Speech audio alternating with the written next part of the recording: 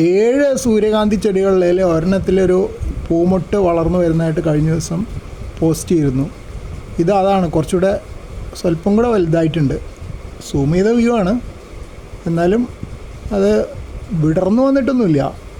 അതിൻ്റെ ഉള്ളിൽ നിന്ന് ഇതളുകൾ മഞ്ഞ നിറമുള്ള ഒരു ഓറഞ്ച് കളറുള്ള ഇതളുകൾ വിടർന്നു വരണം. ഇത് അതേ ചെടിച്ചട്ടിയിൽ തന്നെയുള്ള വേറൊരു ചെടിയാണ്, കുറച്ചുകൂടെ ചെറിയ മുട്ടാണ്. ഇത് വിടർന്നു വരാൻ കൂടുതൽ സമയമെടുക്കും. ഇത് മറ്റൊരു ചെടിയാണ്. ഇതിൽ പൂമുട്ടായോ എന്ന് ഉറപ്പിച്ച് പറയാൻ പറ്റുന്നില്ല. ഇല ആണോ അതോ പൂവാണോ എന്ന് പറയാൻ പറ്റുന്നില്ല. തുടക്കത്തിൽ ഒരു ചെടിച്ചട്ടിയിൽ 7 ചെടികളുണ്ടായപ്പോൾ ഒരെണ്ണം ഞാൻ പറിച്ച് നട്ടിരുന്നു.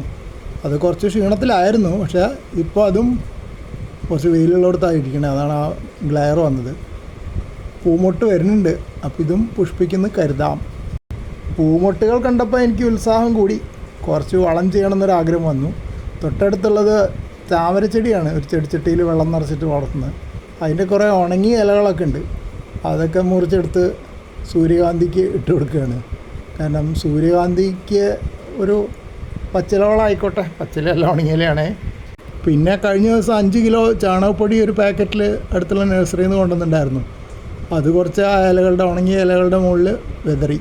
പിന്നെ നോക്കിയപ്പോൾ നിലത്ത് കുറച്ച് പ്രൂൺ ചെയ്ത ചെടികളുടെ ഇലകളൊക്കെ കിടക്കുന്നുണ്ടായിരുന്നു. പച്ചിലയാണിത്. ഇത് മോർമോഡിക്ക എന്ന് പറഞ്ഞൊരു ചെടി കണ്ടമാനം കാട് പിടിച്ച് വളരുമ്പോൾ ഇടയ്ക്കൊന്ന് പ്രൂൺ ചെയ്ത് കൊടുക്കണം. അതിൻ്റെ ഇലകളും വേറെ ചില ഉണങ്ങിയ ഇലകൾ അവിടെ ഇവിടെയൊക്കെ കിടന്നതും എല്ലാ ചപ്പുചവറും കൊണ്ടുവന്ന് അതിനടിയിൽ ഇട്ട് കൊടുത്തു. മുന്നിലെ മുറ്റത്തുള്ള ചെടിച്ചട്ടി ആയതുകൊണ്ട് ചപ്പുചവറ് ഇട്ട് വെച്ച് കഴിഞ്ഞാൽ ഭംഗി കുറവല്ലേന്ന് വിചാരിച്ചിട്ട് ഇവിടെ ചാക്കിൽ പോട്ടിംഗ് മിക്സർ ഇരിക്കുന്നുണ്ടായിരുന്നു. അതെടുത്ത് കുറച്ച് മേലെ വിതറി.